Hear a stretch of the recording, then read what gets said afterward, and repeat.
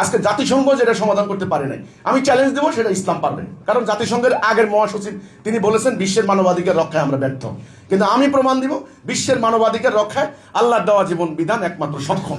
উগ্রবাদ মোকাবেলায় ধর্মের প্রকৃত শিক্ষা শীর্ষক হেজবুত তৌহিদের উদ্যোগে এক জমজমাট মতবিনিময় সভা অনুষ্ঠিত হয়েছে।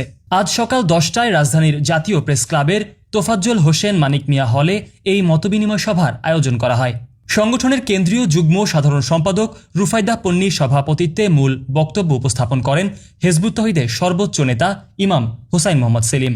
তার বক্তব্যে তিনি সুস্পষ্টভাবে উল্লেখ করেন, বাংলাদেশ একটি কঠিন পরিস্থিতির মধ্য দিয়ে যাচ্ছে। উগ্রবাদী একটি গোষ্ঠী পরিকল্পিতভাবে বাংলাদেশের উন্নয়ন, অগ্রগতি এবং স্থিতিশীলতা নষ্ট করার জন্য ষড়যন্ত্র চালাচ্ছে। ধর্মের নামে চলা এই অধর্মের বিরুদ্ধে জনসচেতনতা সৃষ্টি করতে হলে ইসলামের প্রকৃত শিক্ষার কোনো বিকল্প নেই বলে তিনি উল্লেখ করেন। তিনি আরও বলেন, একজন দেশপ্রেমিক নাগরিক হিসেবে মানবতার কল্যাণে ইসলামের প্রকৃত শিক্ষা প্রচারের কাজ চালিয়ে যাচ্ছে হেজবুত তৌহিদ। এই উগ্রবাদী গোষ্ঠীটি হেজবুত তৌহিদের বিরুদ্ধে প্রতিনিয়ত ষড়যন্ত্র করছে, অপপ্রচার চালাচ্ছে। তিনি সরকারকে এ ব্যাপারে কার্যকরী পদক্ষেপ গ্রহণ করার আহ্বান জানান। বাংলাদেশে উগ্রবাদ, ধর্মের নামে উগ্রবাদ, সাম্প্রদায়িকতা, সন্ত্রাসবাদ যেভাবে মাথাছাড়া দিয়ে উঠছে, একটা উগ্রবাদী গোষ্ঠী চেষ্টা করছে বাংলাদেশের স্থিতিশীলতা, উন্নয়ন, অগ্রগতিকে বাধাগ্রস্ত করার জন্য। সেটাকে মোকাবেলা করতে হলে আমি মনে করি এদেশের যারা দেশপ্রেমিক জনগণ আছেন, যারা শান্তিপ্রিয় মানুষ আছেন, ধর্মপ্রাণ মানুষ আছেন, মোমেন বান্দা আছেন, ইমানদার, আমি মনে করি তাদের প্রত্যেক মানুষকে দল, মত, ধর্ম, বর্ণ নির্বিশেষে তাদেরকে ঐক্যবদ্ধ হতে হবে। ঐক্যবদ্ধ হয়ে এই উগ্রবাদের বিরুদ্ধে আমাদেরকে লড়াই করতে হবে। এবং এই উগ্রবাদের বিরুদ্ধে আমরা বলেছি শুধুমাত্র শক্তি দিয়ে হবে না, শক্তির পাশাপাশি একটা সঠিক আদর্শ লাগবে, একটা আদর্শিক বক্তব্য লাগবে, একটা কাউন্টার ন্যারেটিভ লাগবে, একটা কাউন্টার আইডিওলজি লাগবে।